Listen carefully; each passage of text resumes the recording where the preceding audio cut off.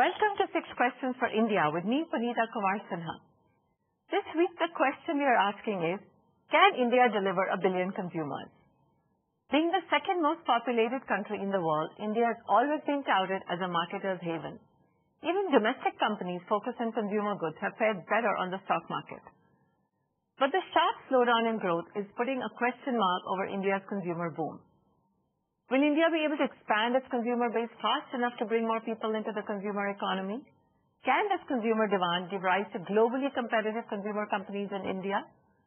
Will marketers be able to tap into the promised middle class of 300 million consumers and the 54 million college graduates that will emerge in the next decade? Or will consumption be confined to a few pockets of India's 1.2 billion people? To discuss the potential of the consumer story in India, I have with me today Michael Silverstein, Senior Partner, BCG Group. He's also been the Head of Global Consumer Practice at BCG. Michael is also a noted author, and his latest book is The $10 Trillion Prize, Captivating the Newly Affluent in India and China. Also joining us on the show are Vindy Banga, Partner at Clayton, Dubilier & Rice, and a former top executive at Unilever, and Sanjeev Sanyal, Global Strategist, Deutsche Bank. Thank you all for joining me today. Mike, in your book, The $10 Trillion Prize, you say that Indians and Chinese consumers will be spending nearly $10 trillion a year by 2020, more than 3 times what they're spending today. Can you tell us what is propelling this growth? Primary component associated with the $10 trillion prize is the growth in average incomes for consumers across the wide range of incomes, but it is predominantly the growth of the middle class. And it is literally 300 million middle-class families in China and India that are the predominant amount of the $10 trillion prize. It's 2/3 China and 1/3 India, and all it requires is good government policy, reduced corruption, and investment in important assets that produce jobs. Sanjeev, do you agree with Mike that India and China could see $10 trillion a year in spend by 2020? I think one needs to be very careful about making these extrapolations for a number of reasons. Take, for example, India. Yes, it's got more than 1 billion people.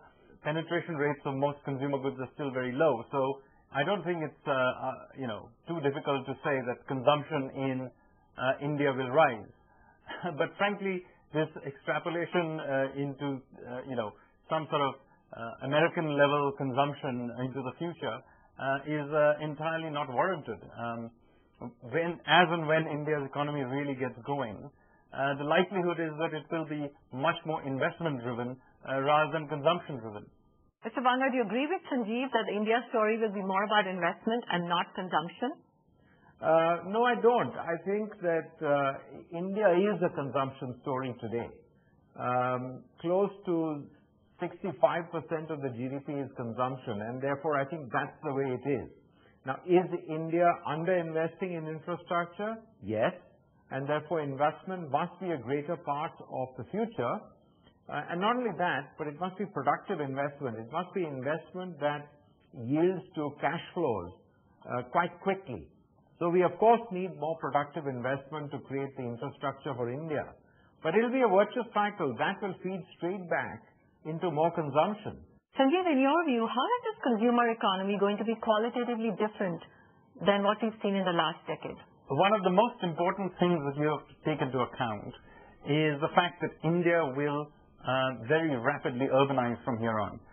India is one of the last great rural economies in the world. 2/3 of the population still lives in villages. But by 2040, India will be an urban majority country. This is shifting hundreds of millions of people from from a rural lifestyle to an urban lifestyle. And I think that is going to be a very fundamental break from the past. Mike, you've written that the rise of the cities and rural communities will be both occurring at the same time. So where do you expect to find the new consumer? Well, I personally believe that the larger cities in India are almost as large as they can be. So unless you get a dramatic improvement in city planning, it will be middle-ranked cities growing rapidly. It will be cities that have somehow figured out a way to create a hospitable environment for manufacturing jobs and a hospitable environment for new retail jobs and for a new industrial economy to come up inside of India. And what about the rural areas? You say 15% of this growth is going to come from rural areas. So you get an enormous amount of in aggregate growth from taking the bottom 60% of the population in India and doubling their income. And they move from subsistence to being able to buy packaged goods and to be able to buy small appliances and to saving a little bit of money so that their children can get a better education. So that is a very important building block of the growth of India. But the mass of growth in consumption comes from the emerging middle class. Mr. Banga, if you were to segment the population in future consumers, with rising incomes, will you see rural consumers get as much or more importance than the mid-tier and urban consumers? You can see urbanization driving a huge growth in demand. At the same time, a lot of money is going into rural India. You know, one of the unseen benefits of this quote-unquote consumer inflation, which is led mostly by food prices, is actually money filtering back eventually into rural India. That plus many of the other programs like Narega, etc., have put more and more money into rural India. And the rural consumer, therefore, is quite on the up today, particularly as they also are looking at the same advertisements and are certainly aspiring to a better quality of life. So I think rural India is going to be extremely important in the medium and long term. By the way, coming back to the length of time, over the next few months or the next 6 months, it could be hugely important simply because we've had a very good monsoon. Mike, on the BCG consumption curve, where you analyze demand for consumer products to different levels of increase in income, how does India compare to China and the US? So India is on the road in per capita income from roughly $1,400 to $4,400. That's a massive change, but in absolute numbers, it's a small number. China is, in this decade, on movement from roughly $4,000 to $12,000. And at $12,000 per capita, you actually have secure middle-class incomes for roughly 600 million of the Chinese population. And that is a massive amount of spending just in terms of the multiplication. And the United States, even at the end of this decade, ends up with 4 or 5 times the per capita income of China and 20 times the per capita income of the average Indian.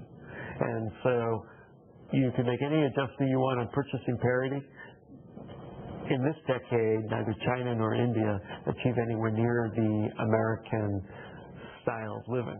Sanjeev, you said in one of your articles that we're in the middle of a social and demographic shift that will both destroy and create consumer markets. What do you think happened in India in that regard? Well, one of the obvious things that will happen in India is that India will now be entering around about 2015 or so its demographic boom period. This is basically the phase in which a disproportionate proportion of its population is going to be of working age. There will be not too many old people, and there will be much fewer children than in the past. So you're essentially dealing with a population where a vast at least a very significant majority of the population is of working age. And in this particular instance, we are also going through a phase where most of those will also be literate for the first time in our history. So essentially in a position to be deployed into manufacturing, services, and other modern parts of the economy. So this will naturally change the way our economy functions. And it will also change, of course, the kinds of products this consumer base buys. Mike, you've written that emerging cities of India is where modern Bharat and traditional India come together. And these contrasting cultures will drive consumer choices. So where is the future consumer going to spend? So the most important single sector is food. And people are going to be buying value-added food. They're going to be buying packaged food, and they're going to be eating out, and they're going to improve their diets. The second category is home. They're going to move into better homes, newer homes, homes with more modern amenities, and they'll be doing home renovations. The third category is transportation, and they'll be buying cars and other motorized vehicles. The fourth category is healthcare. Fifth category is education. And so it's basically, what does the mother want her family to have? She wants them to have good food, live in a secure environment, transport safely, and get a good education, and be protected against disease. Those are the 5 sectors that are most important to the growth of this consumer economy, in that order. Sanjeev, turning to you, as the number of middle-income households increase, in fact, we are seeing, I think, middle-income households increasing almost at the same pace, if not higher than what we're seeing in China. Where do you think the spend is going to increase the most by consumers? As you become richer, a smaller and smaller proportion of your budget will go on to things like food, for example. But beyond that, it becomes quickly very difficult to guess which trajectory will be taken, because different countries tend to take completely different trajectories.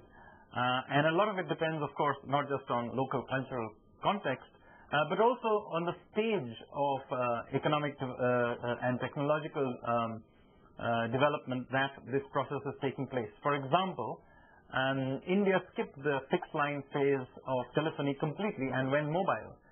Now, clearly, this would not have happened if India went through its liberalization process in the 60s. Instead, since it went through this process in the 90s, it simply skipped this phase. So this is something you have to take into account. Can you give another specific example on how urbanization will affect business models? This shift towards this urban lifestyle will in itself drive interesting things. For example, let's take, for example, housing and furnishing. Historically, this has not been at all a meaningful category in Indian consumption baskets.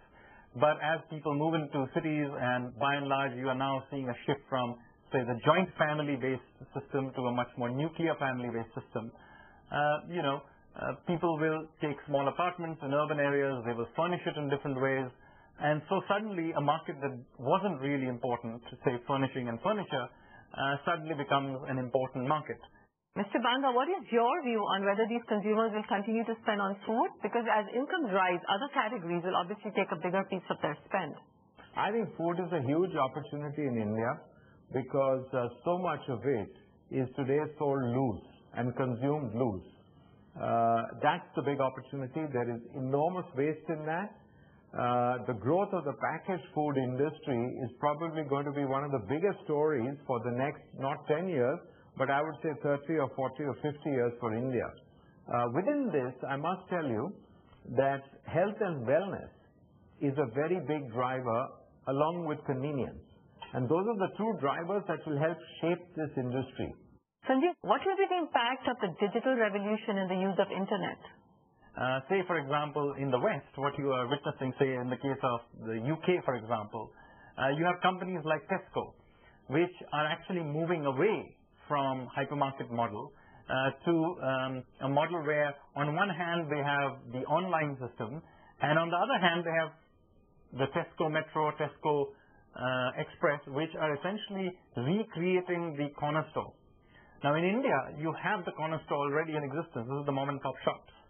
So ironically, what happens is this online universe is actually quite good for mom and pop shops, because those things which you do not want to buy online or wait for, or it's inconvenient to buy online, you will continue to buy from the mom and pop shops. And there is no hypermarket that is going to go in there and compete with them. Mr. Banga, in your view, what business models will be needed by companies to sustain their growth from India's consumption story? Yeah, I think one of the crucial ways of succeeding in India is to segment the market. You must segment by income. And you can see how, you can sell a 1 rupee affordable sachet and sell thousands of crores of those. And at the same time, you can have a profitable company for Mercedes luxury cars in India. So I think segmentation, whether by income or by food habits or by all sorts of other variables, is the key to success in India. It's got a myriad of opportunities. Marketers who understand this segmentation and then more importantly are able to craft their offerings for those segments will be the ones that win. Mike, what do you think are going to be the likely new businesses that will emerge from this increase in the consumer economy in India? So if you go back to my listing of what are the categories of spend. So food and personal care are going to be tremendous. It's going to be an absolute revolution. So Unilever, Nestle, Mondelez, the big packaged goods companies that are already in India ought to see doubling and tripling of their volume over the next decade. The car companies. So Mahindra will do fantastic over the next decade if you see this kind of growth. Sanjeev, what is your view? I think the one set of companies that could do very well in this universe is actually logistics companies. No matter what format and what products are sold, when you're dealing with such a large population scattered over such a large space, what the people who will be whizzing around, circulating all these products and services, they, I think, will be the biggest beneficiaries of this, particularly because the traditional systems of providing these products, like, for example, hypermarkets, may never come to be. So, therefore, the pure software of this process may become very, very valuable. Mr. Banga, what is your response? I do believe that Indian companies are extremely innovative when they look at the entire supply chain. And that's another source of great ingenuity. How can you use the least capital to bring products through the whole supply chain and actually take them all the way to the last mile to the consumer's home? So I think that's another area where new business models will continue to emerge. So, Mr. Banga, where do you see the biggest opportunities in the consumer story in India? Is it the packaged food segment? Is it new businesses or something else? There is an obvious opportunity in FMCG, without doubt, because if you look at consumption of FMCG products, per capita consumption, it is a small fraction of what it is in other countries which even have $1,000 or $1,500 more per capita income. So plenty of runway for growth. On the other hand, the entire supply chain has to evolve. And if these companies begin to grow, you need to have logistics, you need to have IT support, you need to have warehousing, you need to have transportation. So you need all of those facilities to come up around it. Consumers need education, of course, and health. And both these are going to be very important drivers. Mike, you've said that the Indian consumer wants a range of products at the right price. So is it brand or value that will do well in India? So one of the things we talk a lot about in the $10 trillion prize is this phrase that I heard in an Indian market called Paisa Vasool. And Paisa Vasool is about the delivery of the best quality product at the lowest price. And so it's looking across international markets, it's seeing what's selling best, and then it's doing a translation of the product to the Indian market that delivers the good at full features at a lower price. So it's designed to a price point.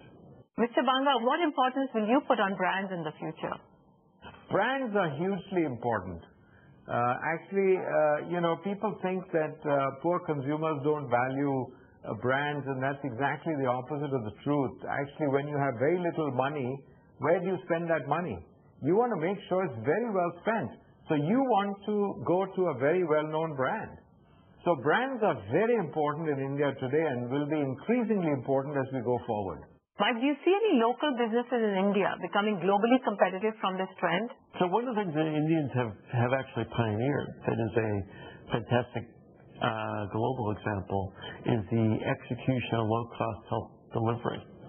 Arvind, for example, is a company that has taken the cost of doing the cataract surgery and been able to deliver to 10% of the cost of other companies. And so healthcare to 1.3 billion people, many of whom have propensity to illness, is an area where I would see India being a role model for the development of extraordinarily high quality product at low cost. Mike, in your view, what are the requirements to sustain this consumer growth for India? So I think the real question is, can the Indian education sector keep pace? Because in order for India to have prosperity, it needs to create hundreds of millions of educated young workers. It needs to dramatically raise the quality of rural education. and it needs to dramatically increase the amount of time that girls are permitted to stay in school. So you need to have boys and girls graduate from high school, and many go to college. And you need to raise the literacy rate. You need to invest in educational technology. And that's the critical deciding mark on whether or not India achieves its growth potential. As I said, 3 elements: education, infrastructure, and industrial investments. If they work together in unison, India could deliver 10% annual growth rate between now and 2020. Sanjeev, what are the risks you see to this growth? Are the risks higher than the benefit from demographic dividends that we might see? I'm not a big believer in this idea that India can be an exception and be a consumer-led economy. Any consumption-led boom at India's level of development would inevitably lead to inflation and a current account problem and slow growth. So if India wants to see sustained growth over decades, which absorbs all this demographic dividend, then you need to shift this to a savings investment driven growth, because essentially what happens then is the process of growth itself generates the ability to generate the next round of growth, because you invest, you create the demand, you create the ability to be able to satisfy the next round of demand, and so on.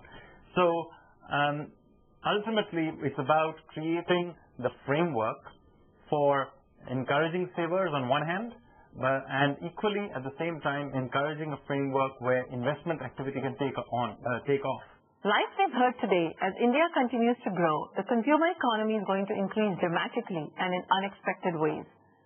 Indian consumers will have higher incomes, spend more, but will also be more demanding. This is likely to generate significant new market opportunities, but companies will have to invest in breakout innovations, new pricing models, and revamped channels. This requires innovation right here in India, opening up of possibilities for homegrown entrepreneurs as well as the large FMCG companies. However, the consumer economy will only achieve its full potential if sufficient investments are made and jobs are created. It goes without saying that investment-friendly government policies are essential for creating an open and competitive economy which benefits both consumers and producers. With that, it's a wrap on this episode of 6 Questions for India. Thank you for watching. In the next episode of 6 Questions for India, we will discuss the question, can India increase foreign direct investment, which is needed to help improve growth and current account deficit?